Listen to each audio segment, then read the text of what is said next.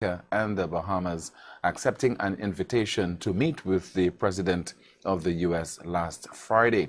Some people are saying that this has certainly divided those respective territories to the extent that the damage is irreparable.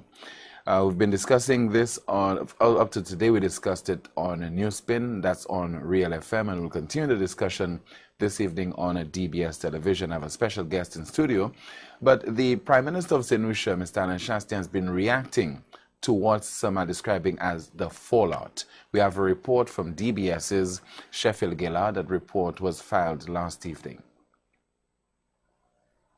The only Caribbean leaders invited to the meeting with President Donald Trump last Friday were those who voted with the United States in support of an Organization of American States resolution to recognize Juan Guaido as Venezuela's interim president rather than Nicolas Maduro.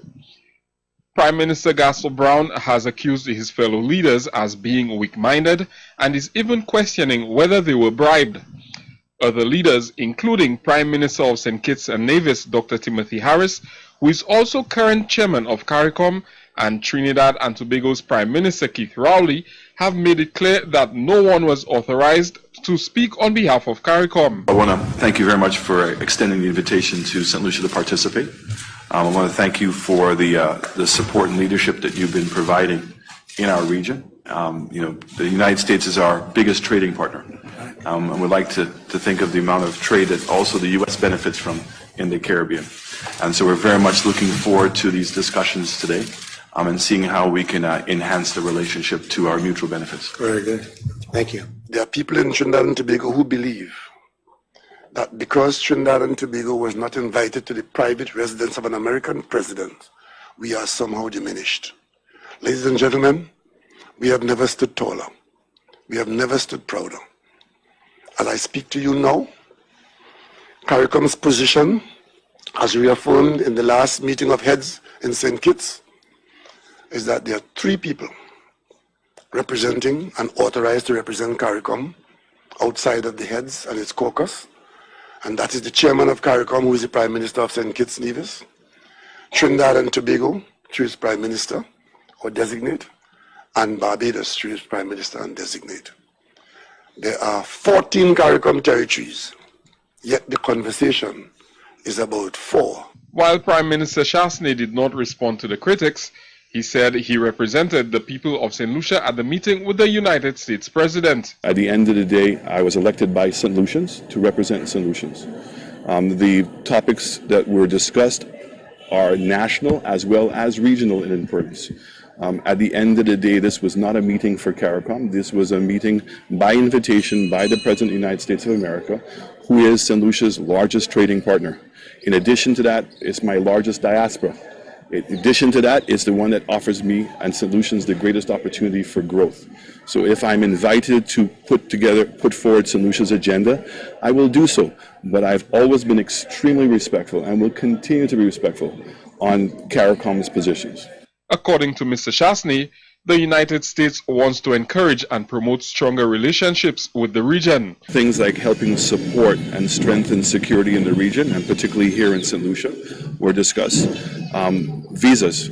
So the fact that St. Lucians are having to go to Barbados to be able to get visas, in terms of looking at some of the solutions that would allow St. Lucians to apply and process their visas here in St. Lucia. Pre-clearance facilities. As you know, St. Lucia is currently constructing a brand new airport terminal. They do have pre-clearance facilities in other countries, and we have initiated dialogue with them, and there's a team coming down to follow up with us. OPIC, which is an agency that has existed, the U.S. government now is revamping that organization to become an investment organization. They're putting in $70 billion into that organization. He's indicated that the reorganization should be completed within the next 60 days and has promised that a team will be coming down to St. Lucia within the next 90 days in order to look at some of the investment opportunities that we currently have here. We also discussed trade.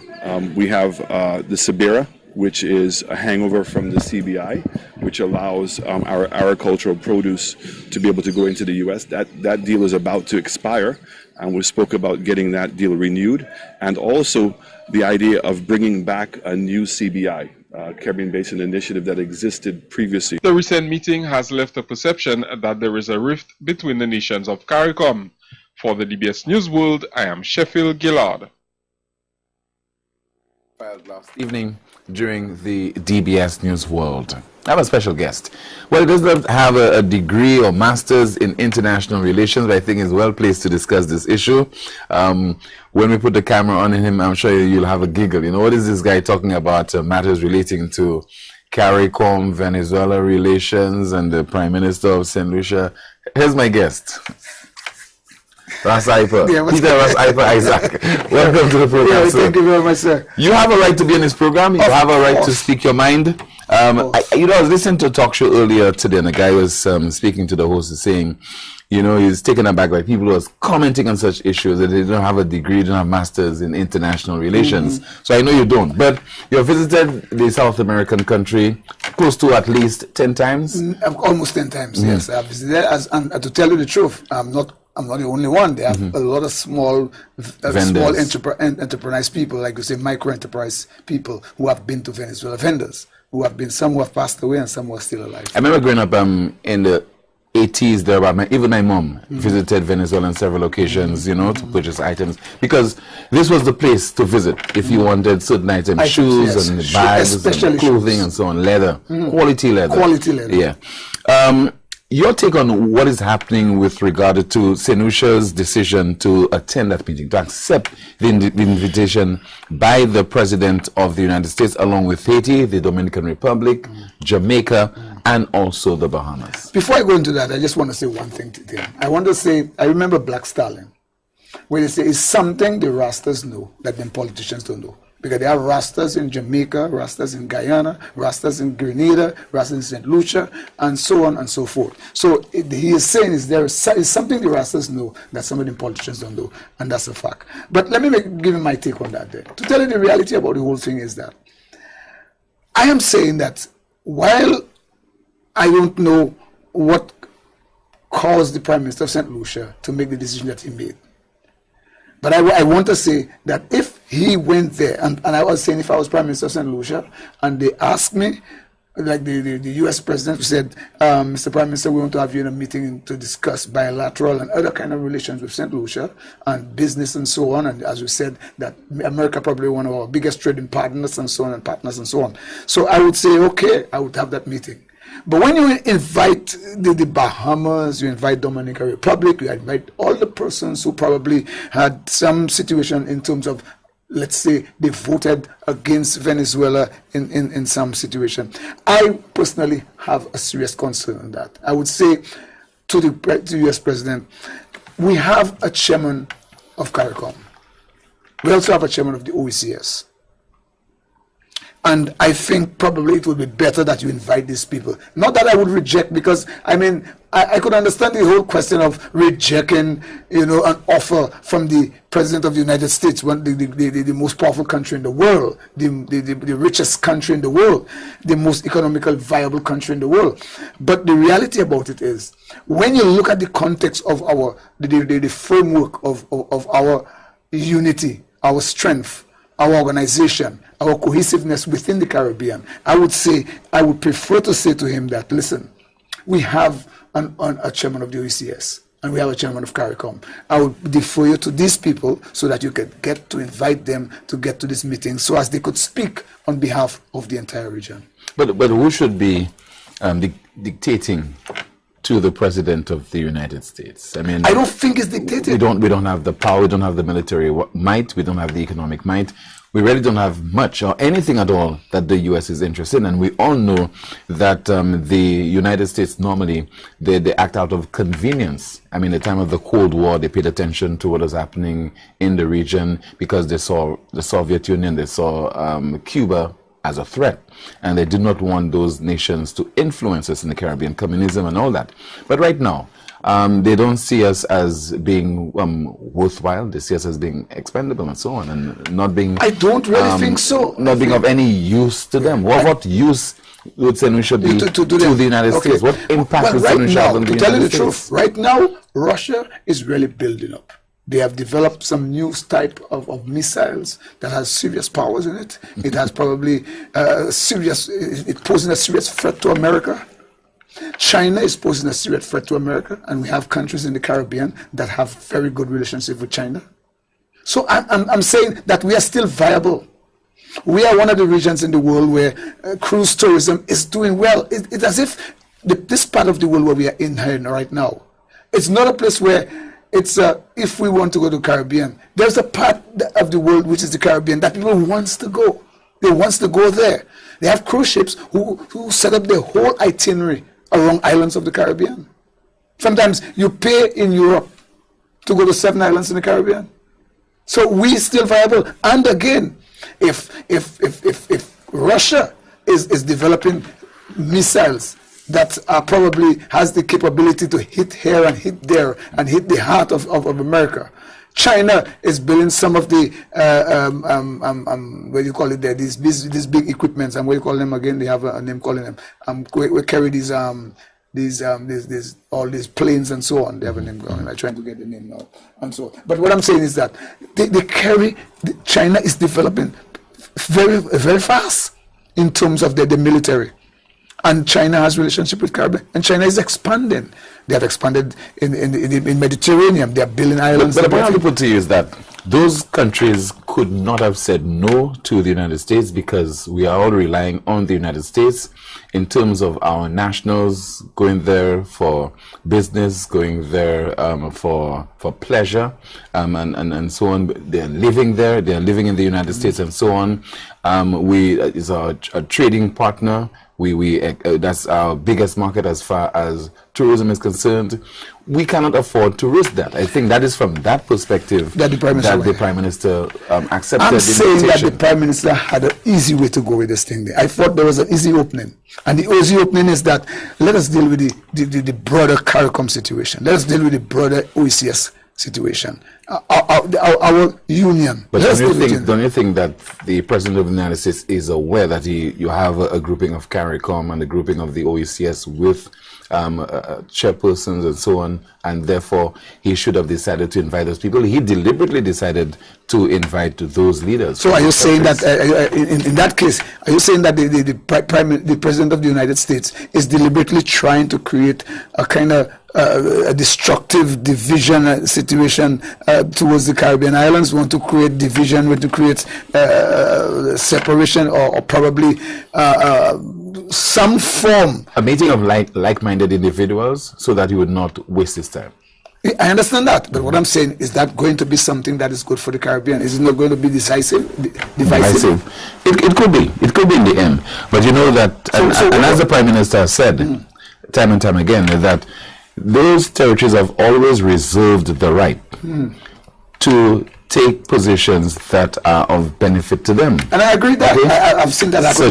Such as CIP, such as Cuba, China, choosing between those two territories. And even the situation where they had where I as I could recall, where they were trying to be united in a head tax for the cruise sector and so on, and Grenada was the country who actually took a stand and said no, and they wouldn't want to damage the cruise sector by trying to take a stand and probably prevent them from benefiting tremendously from the cruise sector. So I could understand that.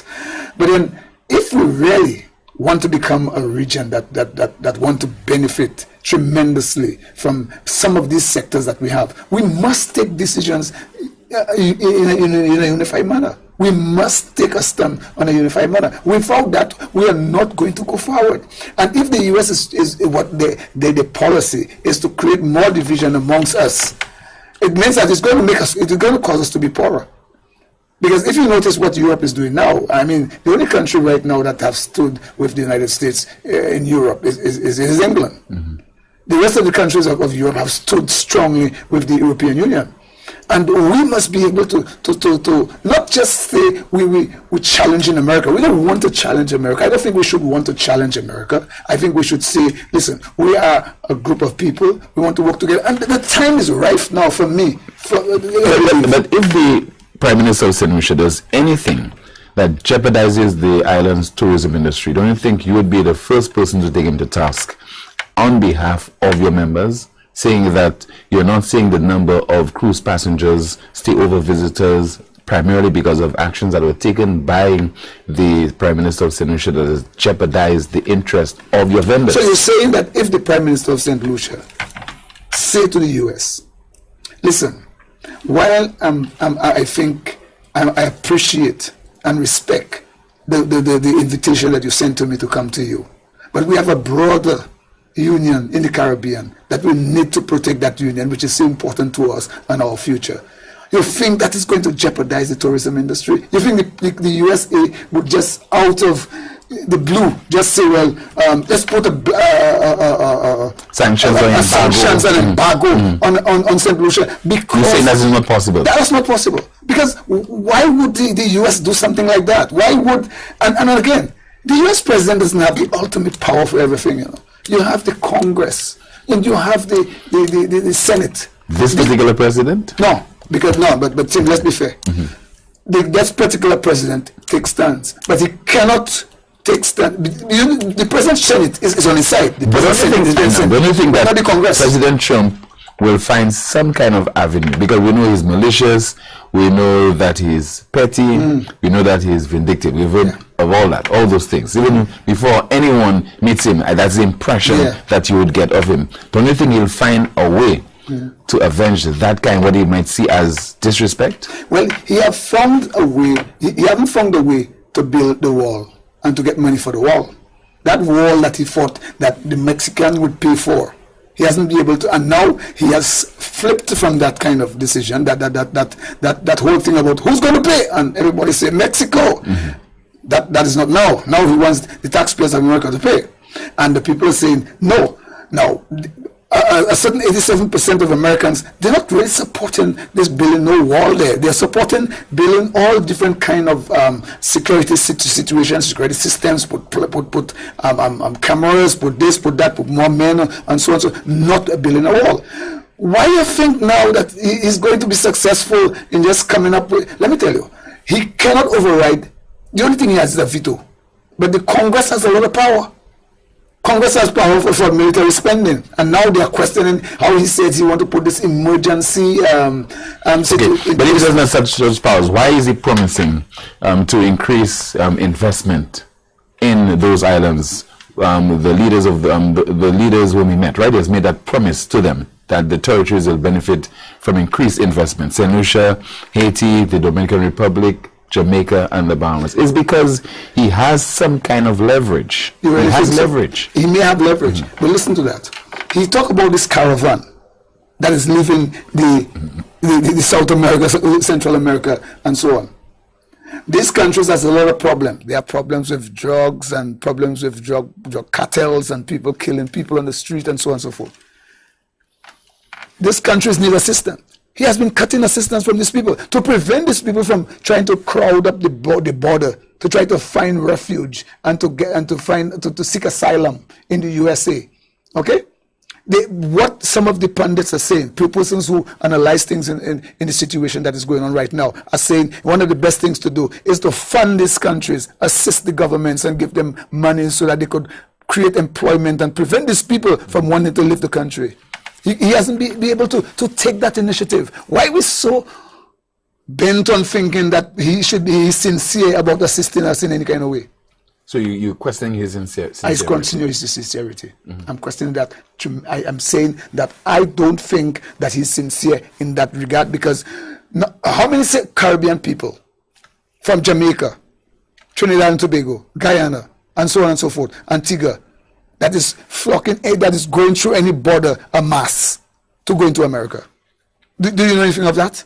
Not en masse, but from time to time, you know. We try to get through. We go decently and try to get our visas in Barbados, or we go to Guyana or someplace to get our visa. That's easy. But you have a number of people who visited the United States on the premise that they'll be returning. They went there on U.S. Visitors, those visas. Visas, exit visas, and they never returned.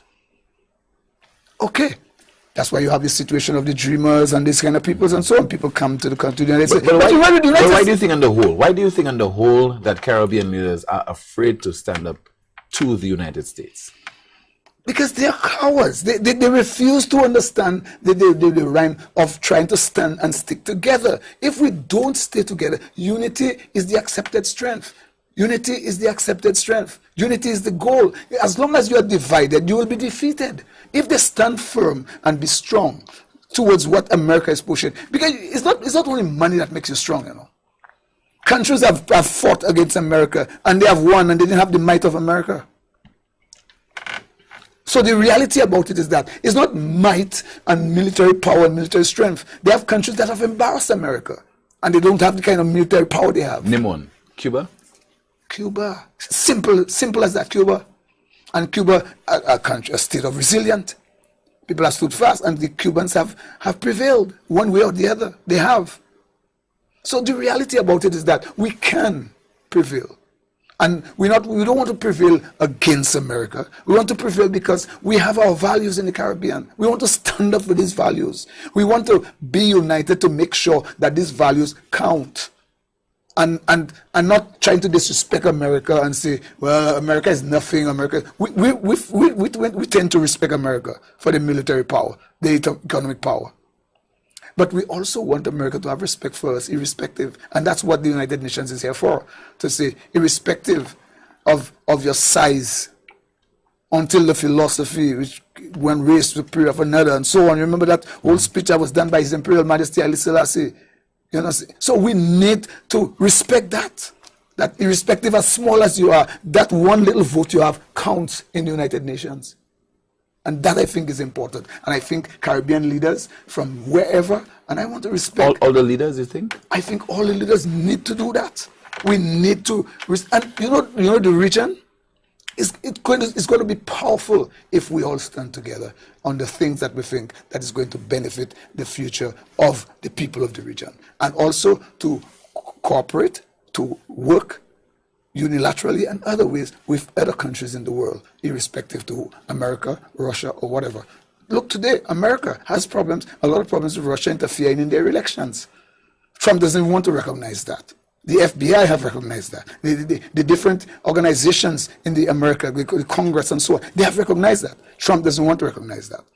You know, because he probably thinks if he recognizes that, it's going to diminish the election, the whole question of he won legitimately, and so on.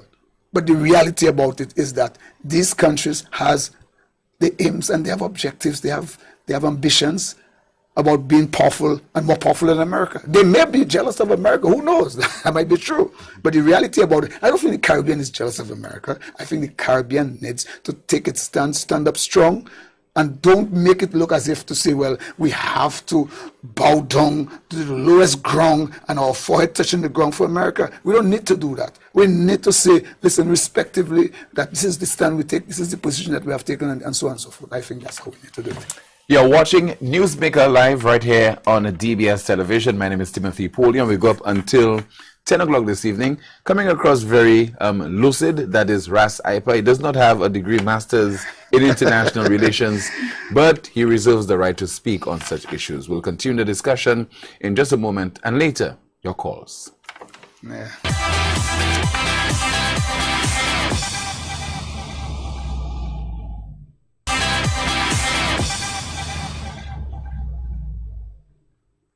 Welcome back. Thank you so much for staying with us. You're watching Newsmaker Live on DBS Television with me, Timothy Polion, and my special guest, Peter Ras Iper Isaac. Somebody sent me a WhatsApp message. Simple. It's Trump's invitation. Is Iper saying our Prime Minister can dictate to Trump who to invite? Trump would disregard and just move on without chastening. Strategy must trump emotions. So what he's saying is that basically, if the Prime Minister of St. Lucia decided that he would not meet the president of the U.S., he would just simply go ahead with his meeting and meet the other leaders.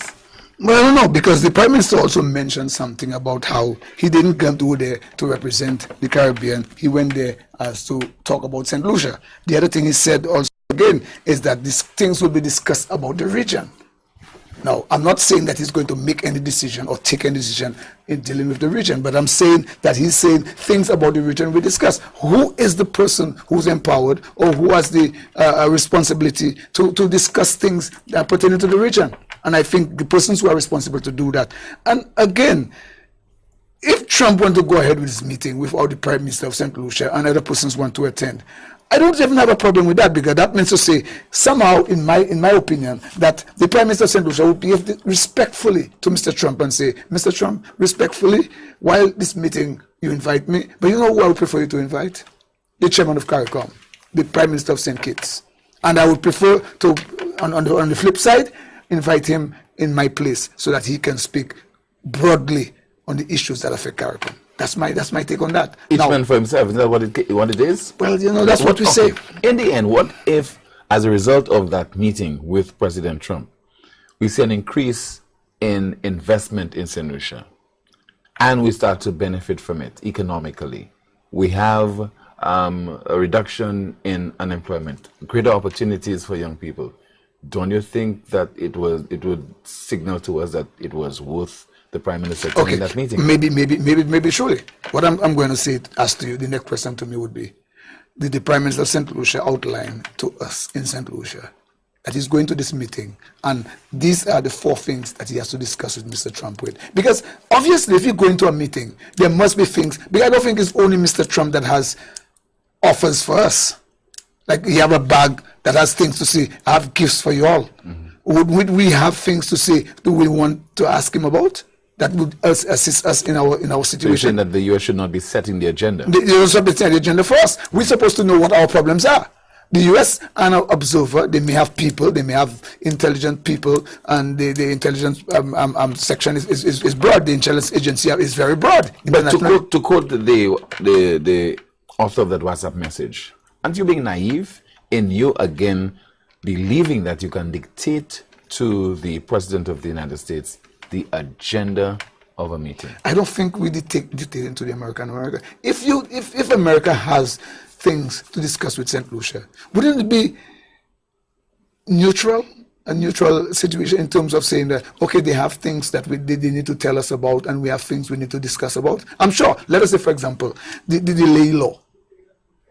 You don't think the Prime Minister would want to discuss that with the U.S.? But if the President says that he does not see it as a priority at this time, it's not a priority for St. Lucia? For him? Because our force doesn't have the equipment they need, doesn't have the kind of material, they are not, they can travel, some of them cannot travel to the US, that the visas have been taken away from them and so on and so forth, the kind of equipment, the simple thing is, we cannot dictate anything to the United States. We believe that. We can't. You know why we believe that? And it doesn't have anything to do with who is the president. It has everything to do with political interests. What is important to the United States and others is what they give priority to. So therefore, St. Lucia should never go and have a sit down with the United States, because St. Lucia has no say. So St. Lucia can't say, my priority is youth unemployment is 40%. And please assist us in that. So the U.S. could decide, well, you know something, I just only want to help some elderly persons that are in elderly homes, and to give and to help elderly, the homes of the elderly, and that's what I think is the most important thing they could do for St. Lucia. They could decide that. But if we think that the priority should be health is tantamount right now in chaos right now, our health system. So we couldn't go and tell them, well, look, Mr. President, our health system is in chaos right now. We need assistance. If we cannot do that, what I think the Prime Minister of St. Lucia should do is to say, listen, put his hands up and say, listen, I think CARICOM has a chairman and the OSS has chairman. Let them deal with the issues that are serious issues that affect in the region, basically. And let us deal with that as that. Because I remember the Caribbean Business Initiative with Reagan. You remember that? Yeah. And I'm sure Reagan had some things to put inputs, but there were other inputs put in by the Caribbean region. What I'm saying is, while these countries are giants, while they are military giants, they are economic giants, we must not be trampled on by these elephants as the grass. I think that they should recognize the United Nations as recognizing every state as a state, as micro as they may be, as minuscule as they may be. And that's the situation we need to realize. What do you make of the situation right now over in Venezuela and how it is being handled? And you have visited Venezuela in its heyday, close to 10 times, sorry. What do you make of the situation there? To tell you the truth, I love Venezuela. My heart goes out for Venezuela. I empathize with the situation that the Venezuelan people are going through. And I know that we have benefited from Venezuela in many ways. In the early days, in the early 90s to the late 90s, in trade, we're going up there, buy things. I think Venezuela shoes and Venezuela apparel. You're talking about general vendors, eh? General vendors yeah. I'm talking about. We went there and we benefited a lot from Venezuela. Vendors could tell you that time of... You got great deals. We get great deals, especially in shoes. I mean, if you notice, up to today, when you go to church and you see certain person come to church with certain school shoes, you know that shoe came from Venezuela. And the apparel was there, leather belts and so on, very quality leather. I used to buy leather in Venezuela and to come and sell back in St. Lucia and so on. So there were a number of things. Venezuela is one of the cosmetic countries in the world where they use the most cosmetic in the world. Number one cosmetic country in the world. So all these things were available to us in Venezuela. And we enjoyed going to Venezuela. Their food was cheap. Things was cheap up there at the time. So we enjoyed that. And outside of that, when it came to the Petrocaribe and the other one they call we'll get to it. We'll get to it just now in a while. Venezuela was very generous to the rest of the Caribbean islands, and I want to say we benefited a lot from them. And maybe not St. Lucia as we think they should have, because there's something called Alba, I think Alba. Yes, Petrocaribe and Alba. We even have a bridge, I think it was called the Alba Bridge in St. Lucia. So we did not benefit from the Petrocaribe agreement where we got yes, we didn't benefit much from petrol at concessionary rates. Okay. But we benefit from Alba. But we benefited from the projects. The projects. In terms of the infrastructure, Alba infrastructure and so on, especially under the President Hugo Chavez and so on. And I think Hugo Chavez was a very ambitious guy. I thought he was a guy who was really trying to expand Venezuela imperialism in some way, whereas to help other countries in the Caribbean and so on. So Venezuela did well for us and so on. I don't know. I think maybe Hugo Chavez made some errors. He made some mistakes, I think, in terms of trying to nationalize certain of its resources, in terms of the oil resources and so on. I think probably he moved too fast in trying to nationalize these sort of resources we had. And then again, I thought the international world during communism and socialism didn't really like as much, and I thought they worked against him, and probably they had the power to bring up prices. The OPEC and the Saudi Arabians, they were very close with the Americans, and through Saudi Arabia was. But those things sound like conspiracy theories. Why do you think that, for example, whenever countries with natural resources and the leaders fritter away those resources in terms of the financial rewards and so on, they always try to blame somebody else. And even I think on social media, people will say maybe what is happening right now in terms of a blackout in Venezuela, it's because of ET. And it's not primarily some extraterrestrial, thing. Maybe it has nothing to do with how you manage your resources. For example, your engineering, how you maintain your various utility companies and the equipment and so on. Nobody takes responsibility for those fallouts. You blame everybody else, the CIA, you blame the U.S. government. Why do you think Chavez should not take any kind of responsibility, and to a certain extent Maduro, for what is happening right now in Venezuela, the high inflation? I think they need to, but I'm also saying that this thing is not basically a one-way street. I think there are these factors are diverse. I think they have diverse factors, and you need to take them into account. Because when you have a socialist country, America have a certain form of socialism as well. You know that too. Because Medicare, this, that is socialism, and so on. But the reality about it is, there are forces like the capitalist forces, the democratic forces out there who doesn't like socialism. And I'm not really a guy who really loves socialism, to tell you the truth. But I am understanding some of the benefits socialism has in terms of looking at social programs in any country, doesn't matter which country. So I'm saying, yes, it's true that Maduro, or if you want to say Chavez, made mistakes, but I think it doubled down on them based on these other countries that actually didn't like them, didn't like the socialism, didn't like the way they, who they align with.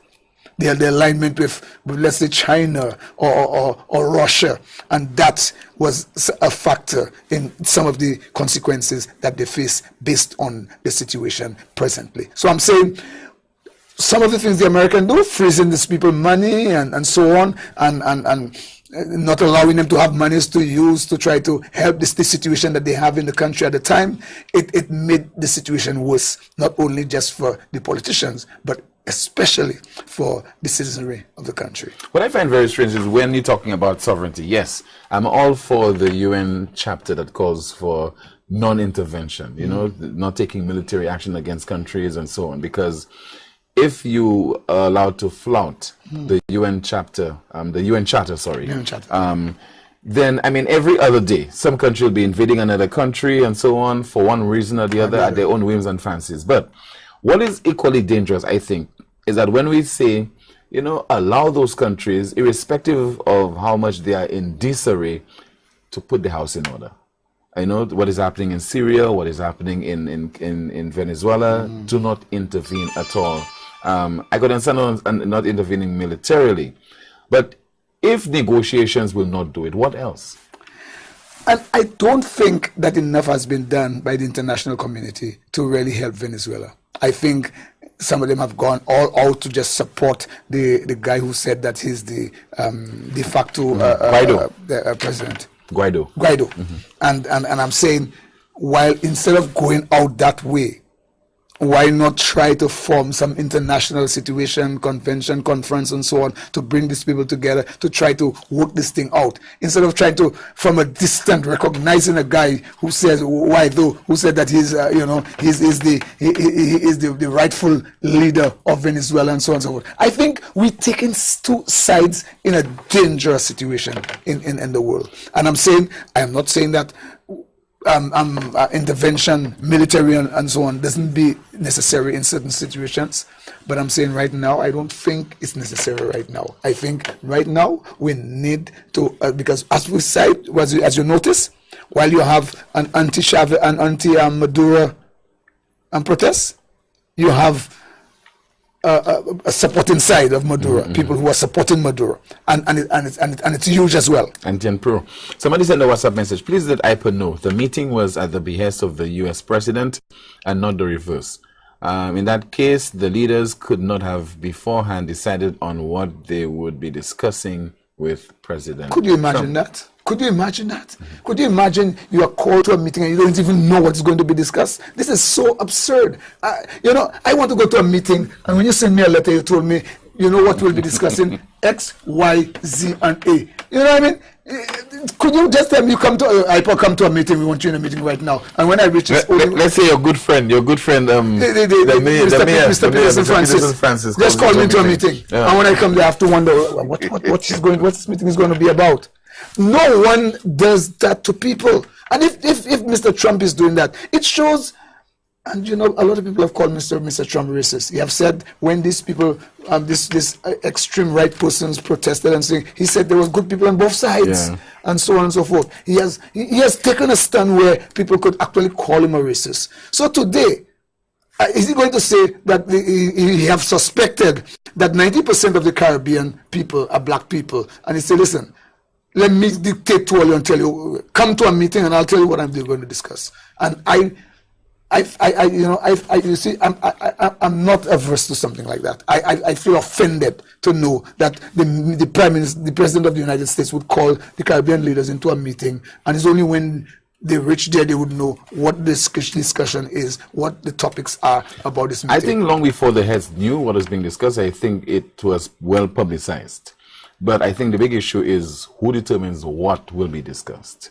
I don't know if the heads had a hand in determining whether they want to add anything to the agenda of that particular meeting. But long before the meeting took place, we heard that matters relating to energy and security and also Venezuela would have been discussed. That's one of the things I heard.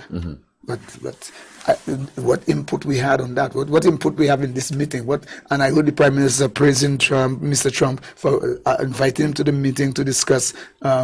And his interest was really in St. Lucia, but also on other regional matters and so on. And did anybody give him the authority to discuss regional matters with Mr. Trump? That's a situation. That's another situation. That's another concern. So you see, the way we deal with things in the international world, I don't think that's how we need to deal with it. China is a weaker economic power in the world, yet still America just can't dictate to them. Russia is weaker economically. They may not be weaker militarily. Maybe they have the same kind in terms of arsenal, in terms of missiles. Those kind of discussions, Venezuela and CARICOM and the Prime Minister deciding to attend that meeting, accept the invitation by the President of the U.S. Do you have those discussions taking place in the arcade, particularly on a slow day, among vendors? Do you find this? Vendors already discuss the same thing. Vendors discuss a ship. Is money. How many a ship came there and they didn't see any passengers. Like, for example, there was a ship today and nobody saw passengers. And when it was about 2 o'clock, people were packing to go home because nobody didn't come and visit them. And some vendors say, Padeso, not a cent they made today. That's what they mostly discuss. I'm the president of the Vendors Association, and I have a right to make sure I know what's going on in the world, what's affecting us generally in St. Lucia, that I could really convey some of the situations that are affecting all of us, including vendors, that's going on in the world. What we'll do right now, let's take a break. Once again, you're watching Newsmaker Live on DBS Television. We'll come back. Your calls. Stay with us.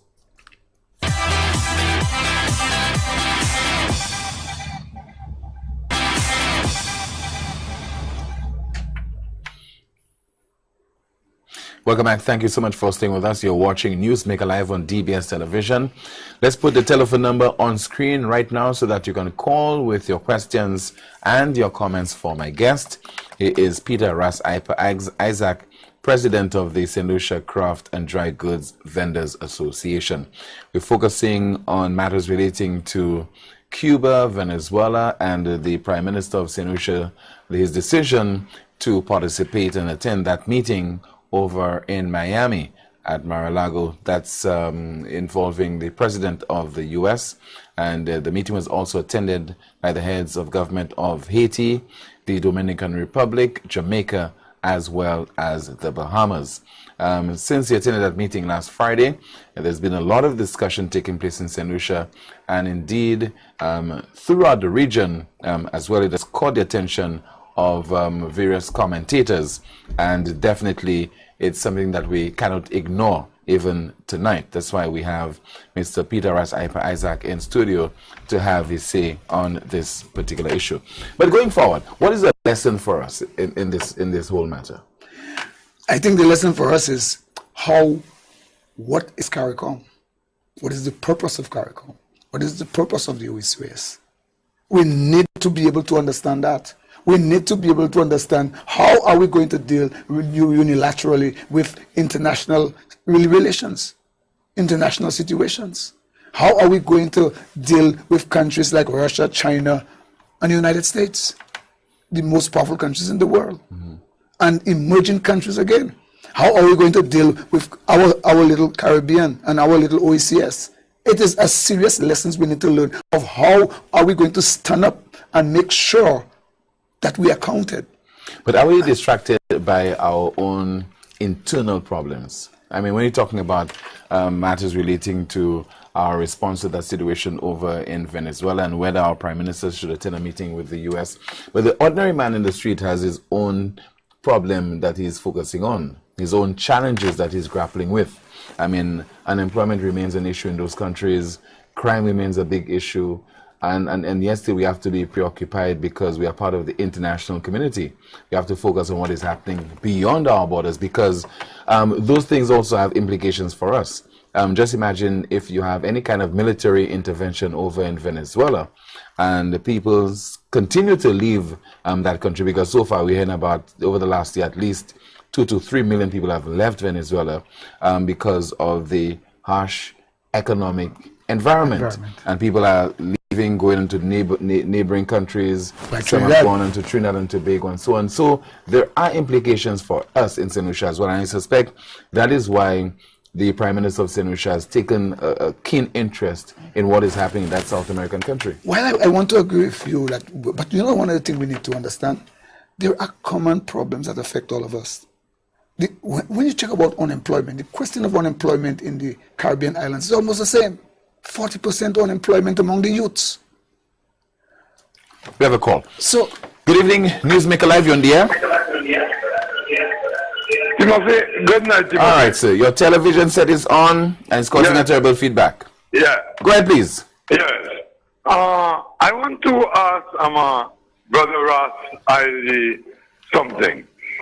I just heard you mention that there was a big ship out there. The vendors are complaining that not a cent came into their pocket. Just the same way, you know, because I'm not there to make any kind of apology. Because I'm a St. Lucian and I believe in what is right and what is wrong. What I'm saying is, I do hear the same Mr. Rasali tackling man like Mr. Peterson. Whereas he is in charge of this arcade for years. And I want to ask him the question. Has he do anything to this arcade that could put interest into people that when they come to St. Lucia that they want to take a walk around? Because I as a St. Lucian, I've been going in and out into this place. And when it rains, if you see the condition, you see, this place should be shining. You know, a place next to the shore where tourists coming in and things so. Now, the other thing now is he talking about CARICOM. This meeting was no such pertaining to CARICOM. And I could assure you that if the Prime Minister for Trinidad was invited, he would have been there. If the one from Chavez, not Chavez, St. Vincent? Who? Dr. Gonzalez. Dr. Gonzalez. I could assure you that he would have went out there. But what these people are doing is like it's too political. Because the reason why I say political, listen to me good. Why I never heard he mention such as, you know, security. You remember from the time we had these men get shot in Beaufort, not even our commissioner of police could have traveled to the United States. And you know how much it costs a man from St. Lucia to Barbados, whereas it costs you $9,000, $10,000 to go out there and to get a visa. All these were the things that these men spoke of. Okay, you know, let me allow Mr. Isaac to speak. Thank you so much for calling, sir. Appreciate the contribution. Go ahead, Ipa. It's a jumble what he said. I'm not sure, but I don't know. We have no authority to do things to improve the aesthetics of the city. We don't have the finance to that, or the arcade neither. The arcade doesn't belong to the vendors. It belongs to the Castries Constituency Council. They are the tenants. They are the landlords. Sorry, they are the landlords. Sorry, and we pay a rent to them. For a matter of fact, they have increased the rent to us, and so on. So I think we have a call. Yeah. Good evening, Newsmaker Live, you're on the air. Yeah, TB, how are you? I'm okay, sir. How about you? All right. How are you? Not bad. Good night, sir. Rick always quote one of his great authors, I think Norman Mailer or Ernest Hemingway. And the quote is this: to know who you are, you must know your past, your present, and your future. I guess you've heard him say that. Hello? Yeah, we listen to you, Conan. Yeah. I thought you've been to Venezuela. I've been there more than you. You criticize the United States. I've been there more than you. Oh, okay. Now you're in a big competition with me. Okay, let's go. No, I'm not competing with you. You know who's calling. Maduro is not a cause of Venezuela's problems. Maduro is just following Chavez's footsteps.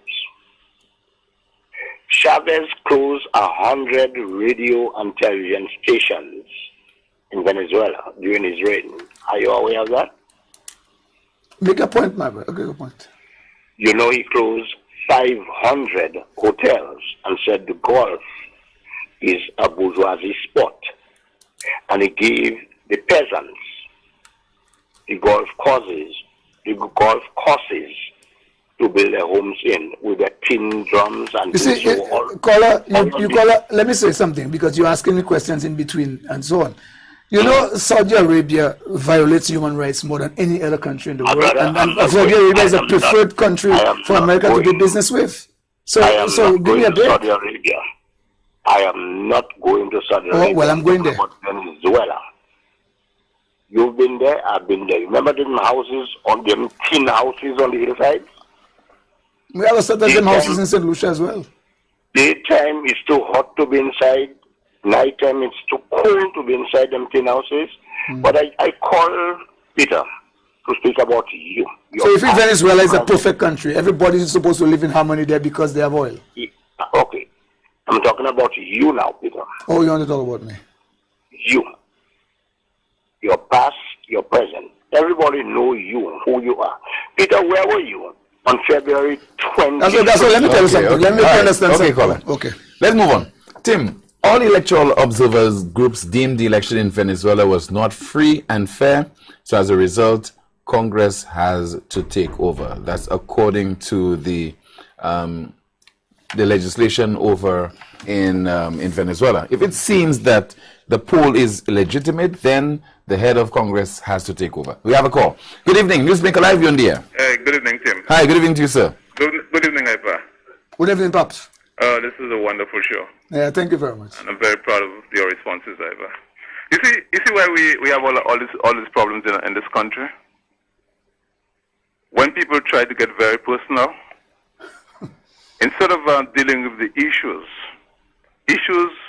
affecting us, issues which will affect our children, right, to come, the generation to come. Children. And people get very personal. And they do that all the time.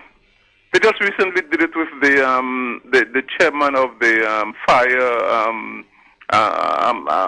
service. Oh, all right, Shane Felix. You know, and people must stop doing this. Let us grow. Let us grow. Let us be creative in our thinking. Let us think deeply. Anyway, enough of that. Because I really got a little bit upset. Listen. No, I am not, and none of us are in favor of what is happening in Venezuela. None of us are happy about the conditions in Venezuela. But you know what? We have, according to the United Nations, charter, the decision, we have to stay clear of, what is happening in Venezuela. Let them solve their problems. We can advise, we can be supportive, etc. All right? It's almost like if we have a situation in St. Lucia, which is local. This is our situation. Are you suggesting that a foreign power must come in and invade and dictate to us how to solve our problems? But we had elections in Venezuela recently.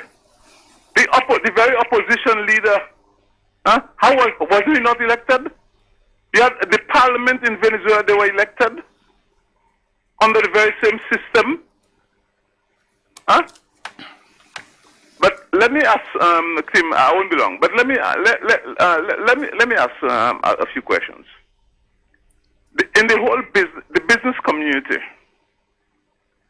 all right?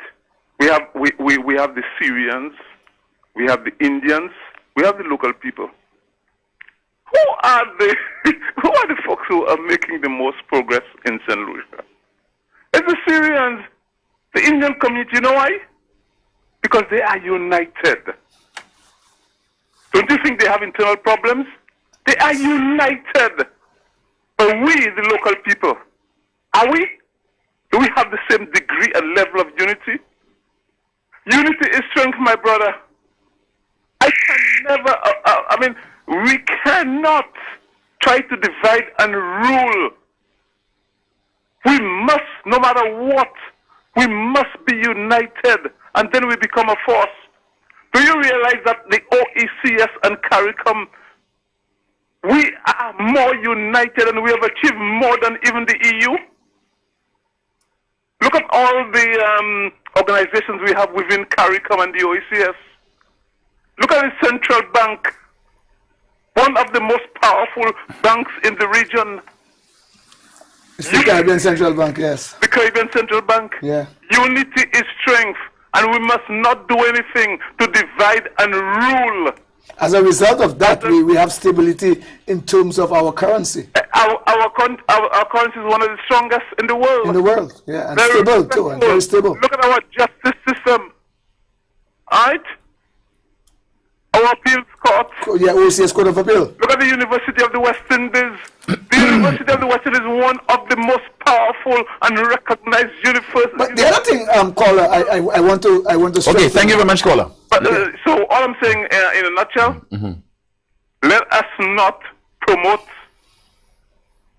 And I heard your team, your show this afternoon, where all these people were calling, and I think all what they were doing is promote this unity, right? Which we should not be promoting in the region. Thank you very much. Thank you so much. Yeah, I just want to strengthen what the caller is saying there now, because the reality about it is that we have had really good successes in St. Lucia in terms of business, the business sector. We have the first bank we had in St. Lucia was really, indigenous bank. National Commercial Bank. National Commercial Bank. Was it Cooperative Bank? Yeah, Cooperative Bank. Or the Penny Bank, if you want to say. And call that point. Okay. We have a call. Good evening, Newsmaker Live. You're on the air. Good night. Hi, good evening to you, ma'am. Good night. The United States of America does not need St. Lucia. St. Lucia needs the United States of America. Good night. Thank you so much. What do you read into that, Ipa? Well, I don't know, because it seems to me that if we go according to the Charter of the United Nations, we all are one country with one vote, and we in the United Nations, and every country must be respected, irrespective to how minuscule you are. You are a country in the world, and you are independent states, and which is an independent country, and we are an independent sovereign state. Now, the point about who you depend on, who you're not depending on, what I'm saying is America has its interest, St. Lucia has its interest, and I think it should be neutral, where we discuss what we think is good for our people, our population, and America should say what is good for them and what they're expecting from us. And I'm not vexed with America for expecting something from us, but we also must know that we have things, we have expectations and so on. Good evening. Good evening, Mr. Polio. Hi, good evening to you, sir. And Mr. Alpha. Yeah, good afternoon, sir. Good evening, sir. My contribution will be pretty short.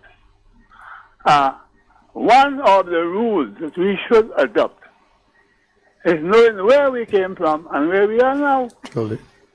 A country without it doesn't know its history would doomed. Move on to any directive. Yeah, it's doomed to failure. Hello? Yeah, a country without the understanding its past. Now, listen to me. It's doomed to failure. I have you two gentlemen that are on the radio wouldn't know much about the Federation of the West Indies in the 50s. And it was that way. We are all colonial states at the time.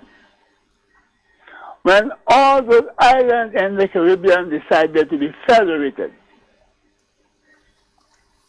And what was happening, we had this federation, I'll be brief as possible. Trinidad and Tobago was the capital of the federation. And some of our members of the federal parliament, you had the Barbarian man, wait a minute. Adams? Adams, Tom Adams? Prime Minister. We had Carla Bobina, I think, was Deputy Prime Minister. That's how it was. But what happened? what happened? There's a problem with Jamaica. And that is where the federation was broken up. And gentlemen, that is where CARICOM came in. After the federation, most of the islands went independent. Mm-hmm. And after they were independent, there we had CARICOM. CARICOM was all of them were joining various forums. That is the situation. And it will be very difficult for us to be federated again. Caller. Okay, thank you so much for calling, sir. I wanted to ask the caller, because are we saying that we were doomed to failure because of our past? Are we saying that there could be no future for unity and strength within CARICOM and the OACS? It's difficult because we do not want to cede sovereignty. We want unity, but everyone wants to hold on to their position of being prime minister. They want to have their say. They want to rule over their own territory instead of bringing the countries together collectively and having at least one political leader, and then for that individual or group of people to be making the decision on behalf of those respective. So we're doomed to failure, we're doomed to poverty. Good evening, Newsmaker Live, you're on the air. Subject to poverty. Yes, I just want to ask you guys one question. What about if the United States leave the entire Caribbean exposed, okay, like the thing back on this, leave us exposed to the aggression of Russia, these two communist countries, the aggression of Russia and China, its influence. What will become of us in St. Lucia and the Caribbean? What would cause you to ask that question? Okay, you will answer, but what would cause you to ask that question?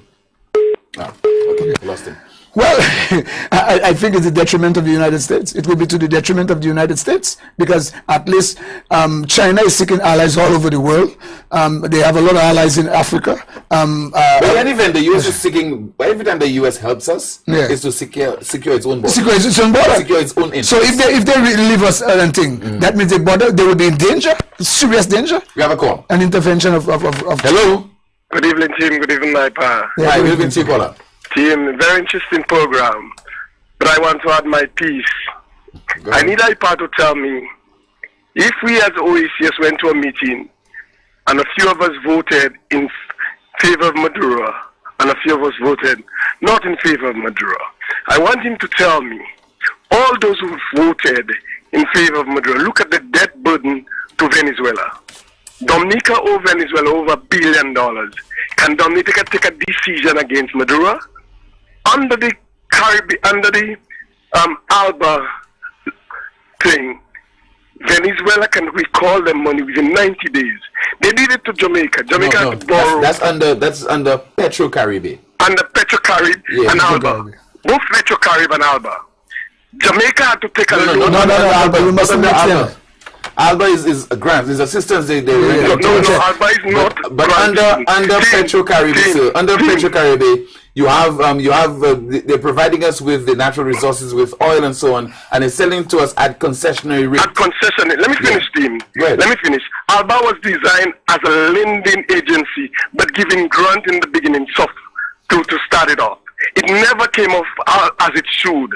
ALBA was supposed to be the South American bank, new financial system to replace the World Bank system under Hugo Chavez. That was the idea Chavez was pushing. But let me not go there. But I'm just telling you, Antigua owe to Venezuela over $800 million. Can Antigua against Maduro? No. Just look at all those who take the backseat and support Maduro. The debt burden they have to Venezuela. If they ever took a chance and say he has to go, what would have happened to them? So they protect their interests, and that's what those who speak. All of them has protected their interests under Petro-Caribe, that they don't have the burden of that to go and borrow. St. Lucia did the right thing, not to have gone into the Petro-Caribe. At the time when I was making noise on your show, team, that's Lindsay team. I know. Everybody was saying, I don't know what I was talking about. But when we were trying to push Petro-Caribe in St. Lucia, and I was getting information, and I was saying, we are doing the wrong thing. But Jamaica did it, but when they ran into trouble, when they started speaking out, Venezuela just wrote to them and said, we need our money. They had to borrow. So Jamaica would never support Chavez now. St. Lucia didn't know, so St. Lucia can speak out. Haiti did not go under the deal. Haiti, which is the poorest in the hemisphere, realized that is not a deal for us. No, but we would go to you are wrong on Haiti. You are wrong on Haiti because Haiti did benefit from Petrocaribe. This is to the extent, caller, that you have the uprising taking place, all the demonstration taking place, resulting in the Prime Minister and the government having to resign because the people they are saying that the resources that they got from Petrocaribe, those resources were not properly utilized. Okay, so Haiti benefited from Petrocaribe. When they stop it, when the guys they stop it, then it brings about somebody underground fueling. Where is the money and how are you paying it back? So they stopped because they realized they were hanging themselves in debt to Venezuela, and that is the problem they have there now. They ask them to account where is it now? Venezuela want their money back, but where is the fund for it? Where did it spend? This is the problem we have, and that is why they are divided. Dominica will never go, Antigua will never, a few others will never go because they are own Venezuela so much. We need, as a Caribbean state, are we hearing a UN decision, and when that don't happen, we are so. I don't want to say hungry. Everybody protect the political interests. That has been the biggest mistake we have done. Everybody protect the political interests, and if a decision they think may not go well on the ground, that they may not be re-elected, they go against it. And all it is about power to keep me here. And if Alan think not voting for Venezuela, for Chavez, and go to see President Trump, why would he ask for the others to come to listen to say Trump no and create a big chaos? No, he go and see what he can get because we can still stand alone and get what we need. Everybody take decision on their own. Why we say OECS, nobody paying their dues. Nobody doing nothing. We just, when it's convenient, we say this thing. Thank you. Thank you so much for calling. Well, the only thing I could say is that we could say the same to St. Lucia. They owe monies, billions of dollars. I think St. Lucia have a debt of how much? Over $2 billion. Over $2 billion to international. Well, overall, the overall debt. debt. And we could say the same thing to we have a call. St. Lucia. Good evening, Newsmaker Live. You on the air?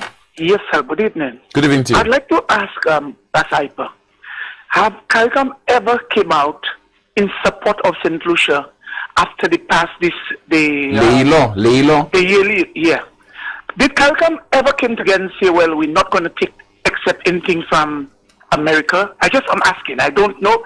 Maybe he knows something I don't know. All right. And the next question I would like to ask him, did the Prime Minister go to this meeting to represent St. Lucia or CARICOM? Because people keep talking about CARICOM. I want to know whether he went there as a representative of CARICOM or St. Lucia. If he went as a representative of CARICOM, I am totally against him.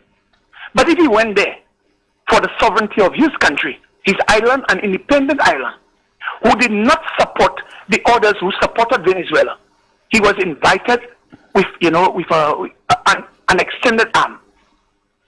Why is people talking about CARICOM? Why are we trying? And the spinners like to spin and say it's politics. Yes, sir. Caller, the Prime Minister said two things, He said he went there to talk about St. Lucia interests, and he also said about the region. Because I've listened to everything. But I mean, if you're already there, you're going to represent the region. Why you want to go and talk about the region when you don't go to represent them? If I leave St. Lucia, somebody asks me where you from, I'm going to say St. Lucia. No. And I'm talk about the region. Tell the island. I'm not going to pretend like I don't know the island. I've been to Dominica. I would have said Dominica have a lot of rivers. It's very nice. It's a nature isle. So I do not see you just playing politics with the thing. I mean, the man went to represent the island. You're playing politics with it. Well, you're probably playing politics because you don't seem to be listening to the Prime Minister properly. I would call a spade. Okay? You on television back in Venezuela for what's happening there. Oh, that is right. But that is right. I could talk who I want. But the point I'm making is I'm defending CARICOM unity. I'm defending CARICOM and OECS unity. I'm not defending Venezuela. I'm just saying CARICOM unity, OECS unity should be something that the paramount should defend, irrespective to what's going on in the Caribbean presently and what the leaders are doing. Hold on, caller. You alone can't talk. You want to make noise with me? The reality about it is we need to this. Rastafarian, irrespective to I'm president of Venezuela Association and this and that and the others and whatever. I'm a Rastafarian, and I'm saying we have been pushing that a long time. Caribbean unity. That's why Stalin said that is something the Rastas know. Go ahead, please. With 175,000 people maximum.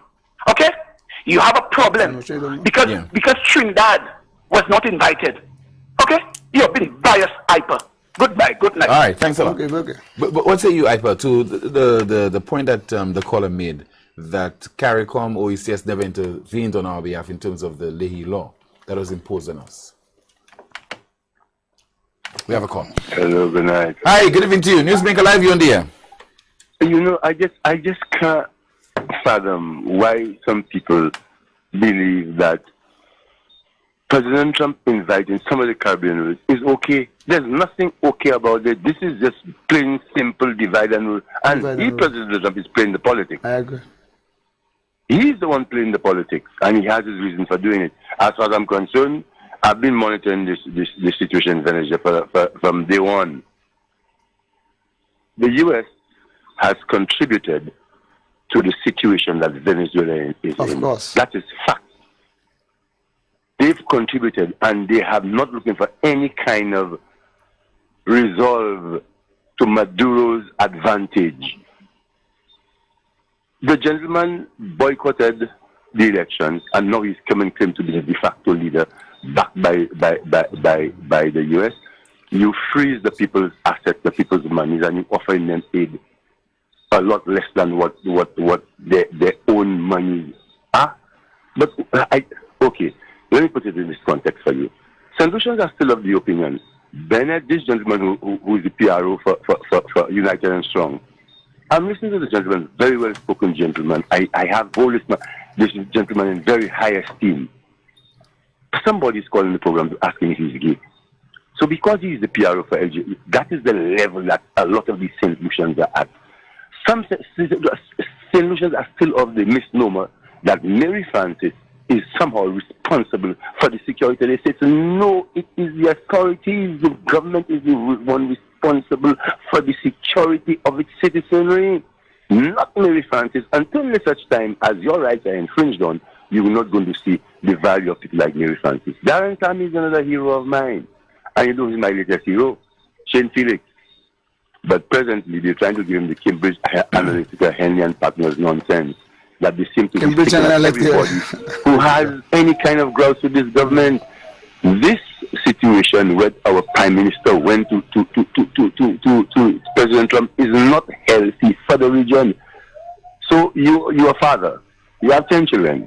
But you're calling 3-4 of them on the side, you come and tell them, well, look, I will do something, and all that is fomenting dissent and disunity, and it's just not healthy for us.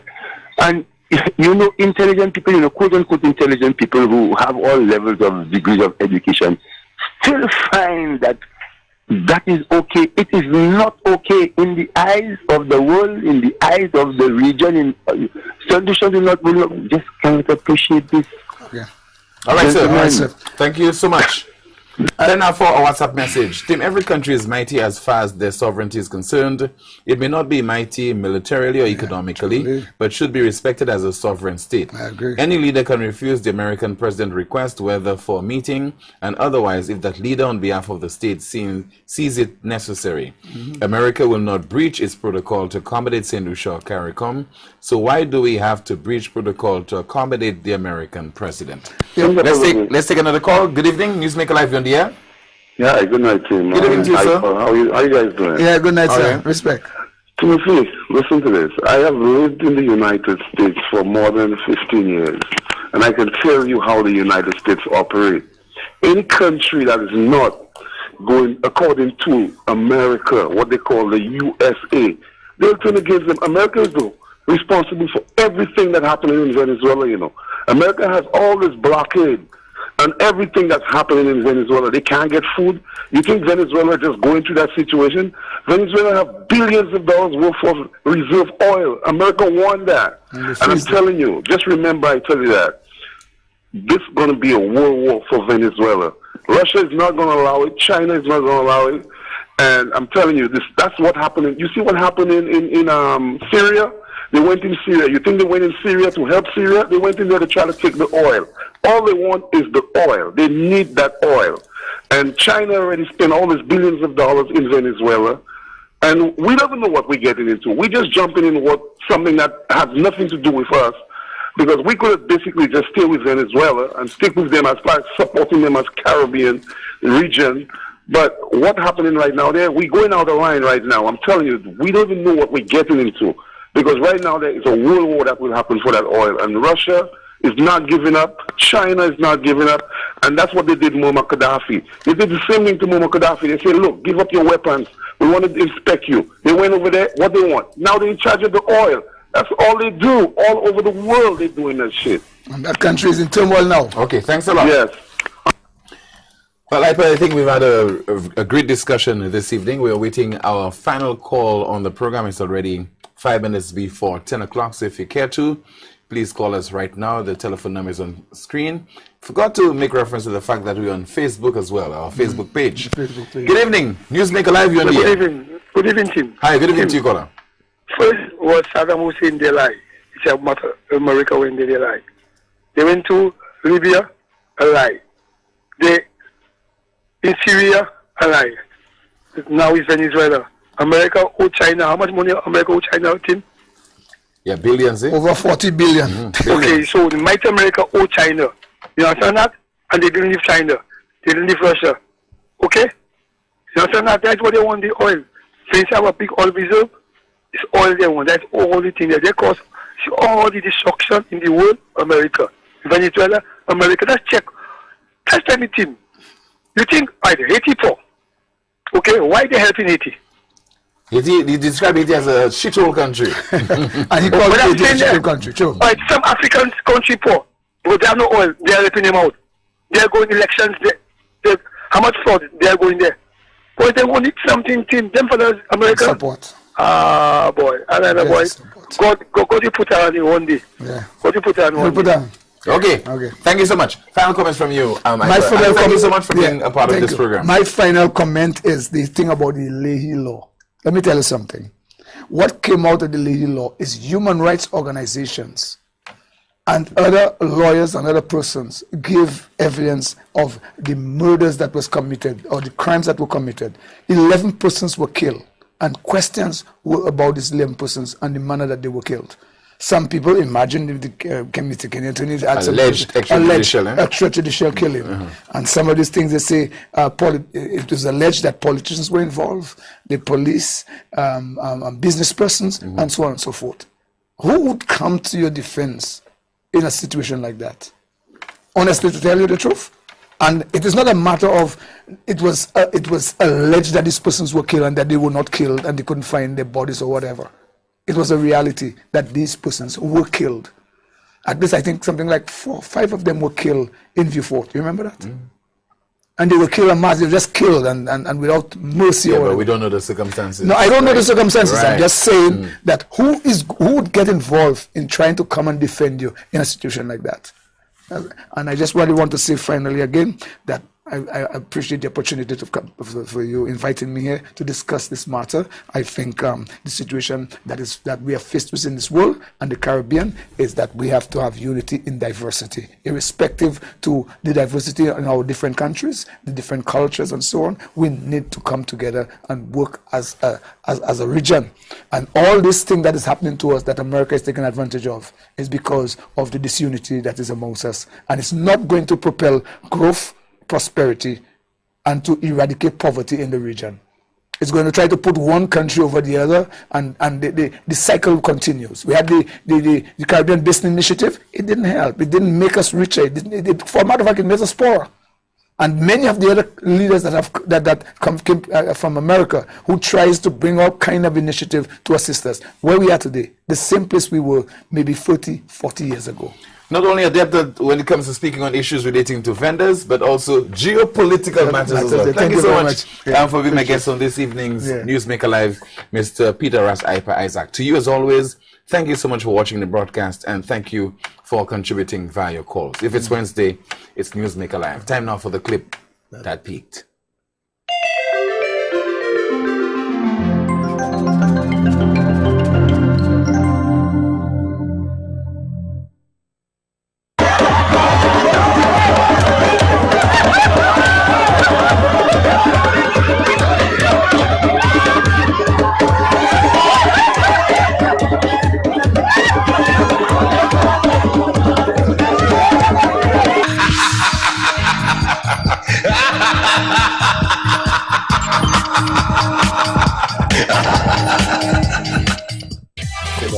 Gonzalez. That's the broadcast once again. My name is Timothy Polion. Please join me tomorrow afternoon between 12:30 and 2 o'clock on Real FM 91.3 North and 91.5 South. And that is for Newspin from 12:30 to 2 o'clock. Good night and see you next time.